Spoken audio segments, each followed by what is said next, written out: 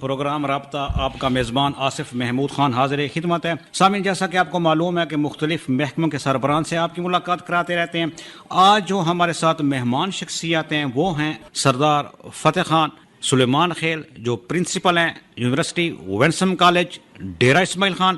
سب سے پہلے سر السلام علیکم۔ وعلیکم السلام، اللہ کو خوش رکھیے جی، تھینک یو۔ طلباء کو دی جانے والی سہولیات کا سر ذکر فرمائیں۔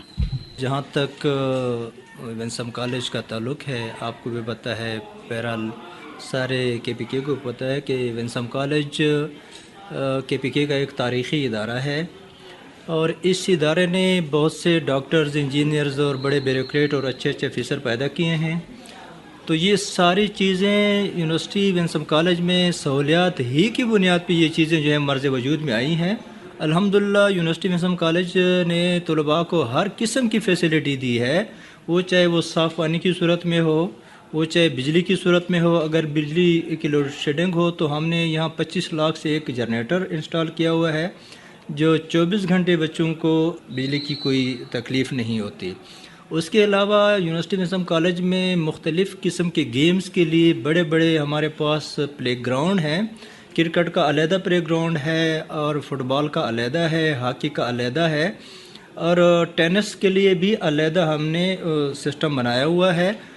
والی بال ہو گئی، ہر قسم کے پلے گراؤنڈ ہمارے پاس موجود ہیں، اور باقاعدہ جو ہے یہاں پہ اسٹوڈنٹ کی ٹریننگ کرائی جاتی ہے، اور ان کی باقاعدہ سال میں ایک ہفتہ جو ہے ہم نے رکھا ہوا ہے اسپورٹس ویک کے لیے، جس میں ہم بچوں کو مختلف قسم کے گیم کروا کے ڈسٹرکٹ لیول پہ اور پھر کے پی کے لیول پہ ان کو کھلاتے ہیں، اور الحمدللہ ہم نے اس میں ٹاپ پوزیشنیں بھی لی ہیں۔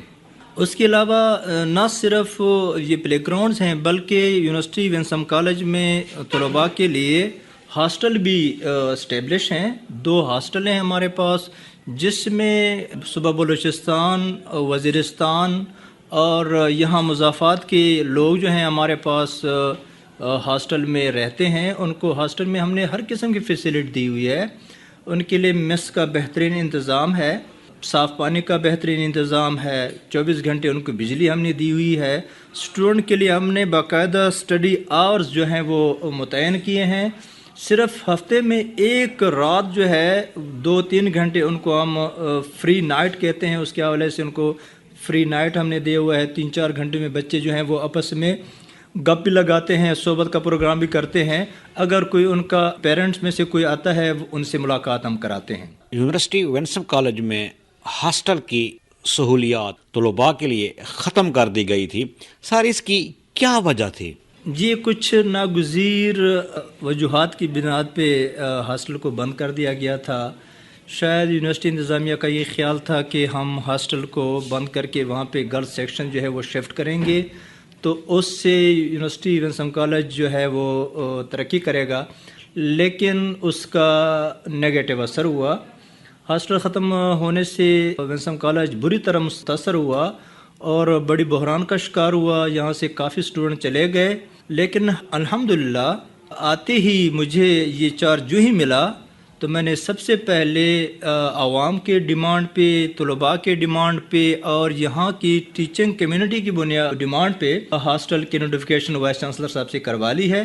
میں وائس چانسلر صاحب کو بہت زیادہ مشکور ہوں کہ انہوں نے میری اس ریکویسٹ کو جو ہے آنر کیا اور وینسم کالج کے ہاسٹل کو دوبارہ کھولنے کا انہیں نوٹیفیکیشن جاری کر دیا۔ اس وقت سر کالج میں طلباء کی تعداد کتنی ہے؟ اس وقت طلباء کی تعداد 750 ہے ہمارے پاس، جو کہ اس سے پہلے کوئی 1860 کی تعداد تھی، لیکن ہاسٹل بند ہونے سے یہ تعداد کافی متاثر ہوئی ہے، اور 1860 سے ہمارے طلباء جو ہیں وہ ہاسٹل نہ ہونے کی وجہ سے مختلف اداروں میں چلے گئے ہیں، مختلف کالجز میں جہاں ہاسٹل کی سہولت موجود تھی وہاں چلے گئے ہیں۔ لیکن یہاں پہ یہ ہوا بھی اڑائی گئی ہے کہ بھائی وینسم کالج کو جو ہے بی او جی کے انڈر دیا جا رہا ہے، لہٰذا اس وجہ سے بھی کچھ اسٹوڈنٹ چلے گئے ہیں، اور ان 2 وجوہات کی بنیاد پہ یونیورسٹی وینسم کالج کے اسٹرینتھ پہ کافی اثر پڑا اور اسٹوڈنٹ یہاں سے چلے گئے۔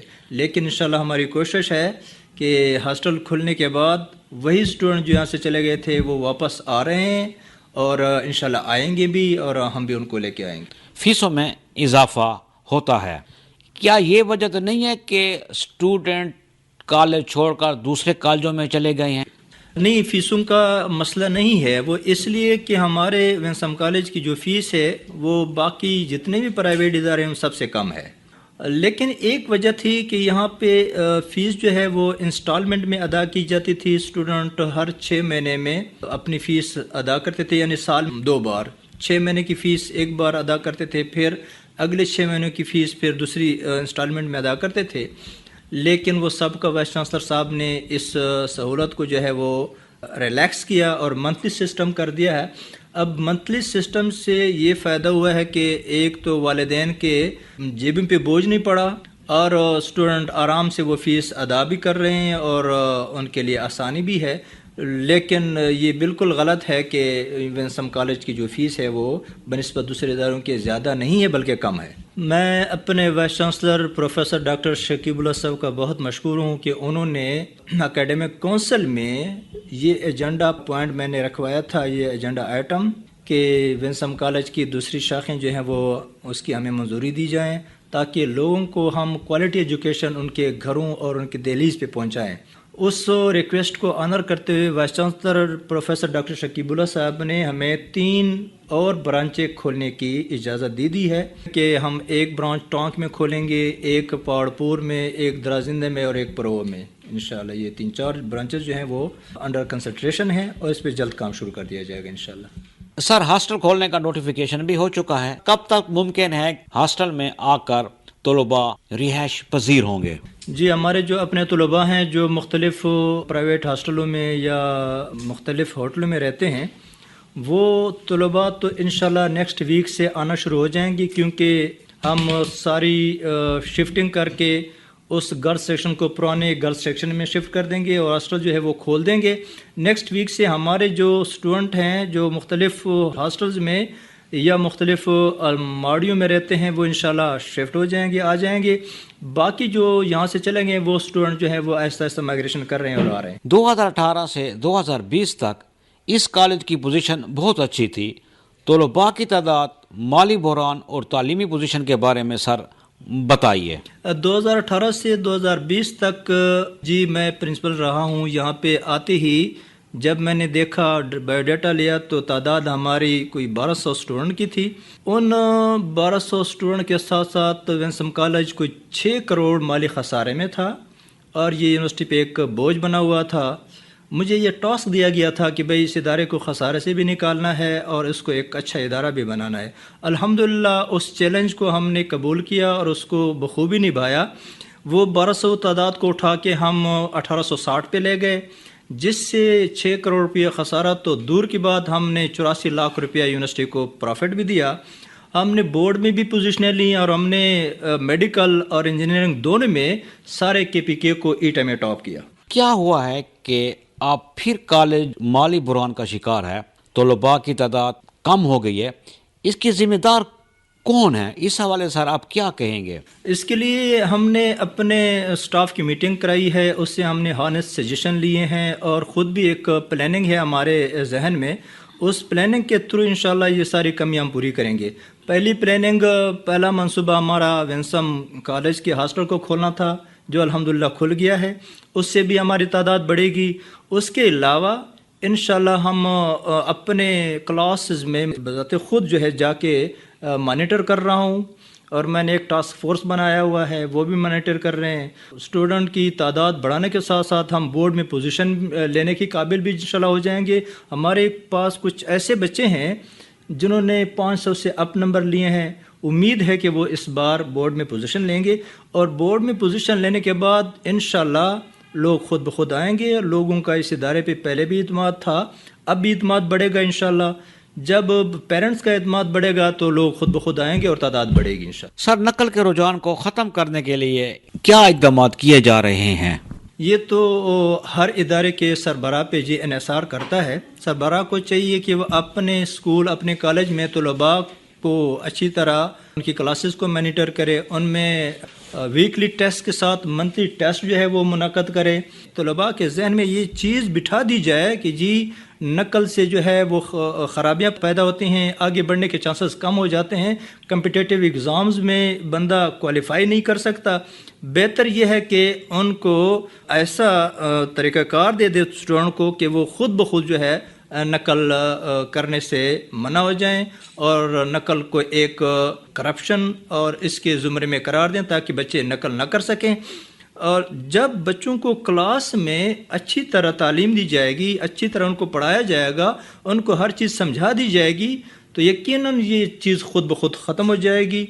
کیونکہ ہمارا جو نظام ہے یہاں، اسپیشلی میں وینسمی کی بات کروں گا، ہم یہاں پہ بچوں سے منتھلی ٹیسٹ بھی لیتے ہیں، ہم ان سے ویکلی ٹیسٹ بھی لیتے ہیں، اور ان ویکلی ٹیسٹ اور منتھلی ٹیسٹ کی جو رپورٹیں ہیں جو ان کے والدین کو ارسال کرتے ہیں.